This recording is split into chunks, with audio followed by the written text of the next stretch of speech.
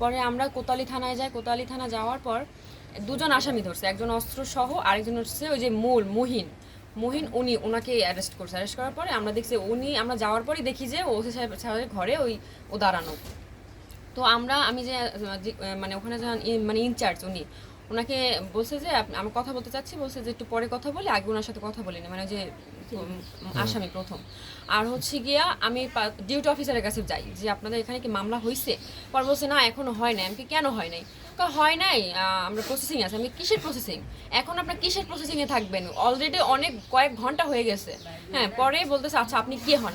আমি তার ভাগ্নি হই এবং এই হচ্ছে আমার মা, তার বড় বোন। পরে আমার মা বলছে আমি নিজে বাদী হয়ে আমি মামলা করতে চাচ্ছি। তো ওনারা তখন কেমন জানি করতেছে। পরে আমি অনেক জোর জারজ করার পরে, অনেক রিয়াক্ট করার পরে ওনারা তাদের রুমে নিয়ে গেছে, মানে যেখানে ওনারা মামলা লেখে। ওখানে নিয়ে যাওয়ার পরে আমি সব তথ্য দিছি। দেওয়ার পরে একটা খাতা নিয়ে আসছি, বা ওনার নাম হচ্ছে নাজমুল, উনি হচ্ছে ডিউটি অফিসার ছিল তখন। খাতার মধ্যে 23 জনের নাম লিখে রাখছে। ওইগুলো মূলত ওখানে ওরা ইনভলভ ছিল এই ঘটনার সাথে। তো এইগুলো লেখানোর পরে পরের দিন 11:30টার সময় আপনার ওই যে মনিরুজ্জামান মনির, উনি হচ্ছে ইনচার্জ ওখানে, উনি আমাকে বলে যে আমাকে ডাকিয়ে বলে যে স্ক্রিপ্ট দিছে, আমার স্ক্রিপ্টে দিয়ে বলে যে এটা পড়েন আপনি।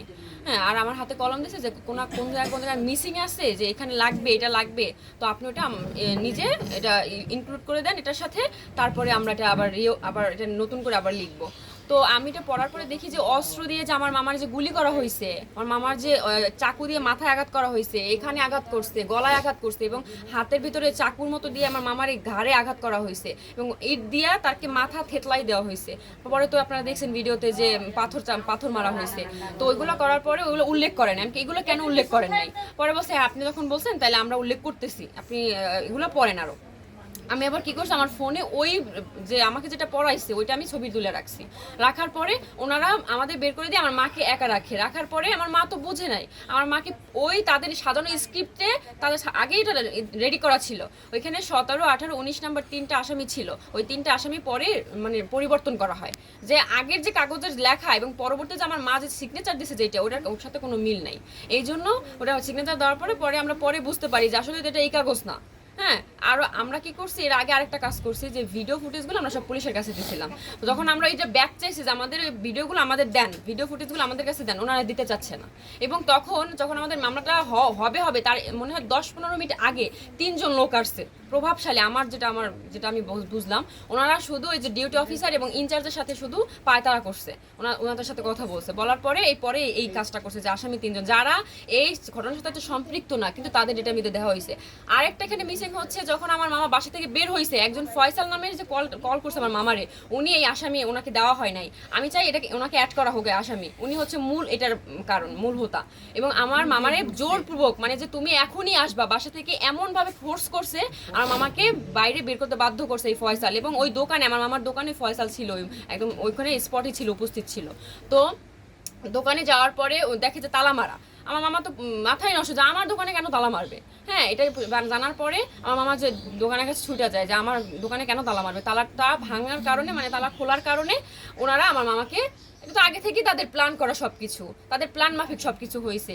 এবং আপনারা দেখছেন যে আমার মামাকে পদে পদে শুধু এক জায়গায় বসে তাকে নির্যাতন করা হয় না। প্রথমে তাকে ওই যে ঘাড়ে আঘাত করছে, আর ইট মারছে মাথায় মারার পরে ওখানে আমার মামা সাথে সাথে লুটায় পড়ছে। পড়ার পরে তাকে কিভাবে পাথর চাপা দিয়েছে, যখন পাথর মারতেছে তখন কিন্তু আমার মামার জানটা ছিল। পরে মারার পরে মিটফুট 3 নাম্বার গেটে নিয়ে আমার মামার কিভাবে নৃশংসভাবে, ওখানে তখন কিন্তু আমার মামার জানটা ছিল না, বুকের উপরে হামাগুড়ি দিছে, আবার ওই ইটে মাথায় পাথর মারছে। তো আমি চাচ্ছি সরকারের কাছে, মাননীয় প্রধান উপদেষ্টার কাছে আমার একটাই অনুরোধ, যে আমার মামাকে যারা এরকম নৃশংসভাবে অত্যাচার করে, নৃশংসভাবে কষ্ট দিয়ে মারছে, তাদের যেন ফাঁসি হয়। এবং এই কাজগুলো পুরো বিশ্ব যেন দৃষ্টান্ত হয়ে থাকে, যে এই কাজ করার পরিণতি কি হতে পারে, ভয়াবহ পরিণতি যেন হয়, যেন আর ভবিষ্যতে যদি কেউ কাজ করে অন্তত যেন 100 বার ভাবে যে না, এই কাজ করা যাবে না। তাহলে আমাদের বাংলাদেশটা একটা দুর্নীতিমুক্ত বাংলাদেশ, এবং বিচার পাবে, এরকমের মানুষের ভিতরে একটা আস্থা চলে আসবে যে না, আমরা বিচার আওতাধীন হই, আমাদের কোনো রকমের কোনো দুর্নীতি নাই, এরকম যেন আমরা বুক ফুলে বলতে পারি। এবং আমার যে দুটো ভাই বোন, ওদের মাথা গোজার মতো কোনো ঠাঁই নাই।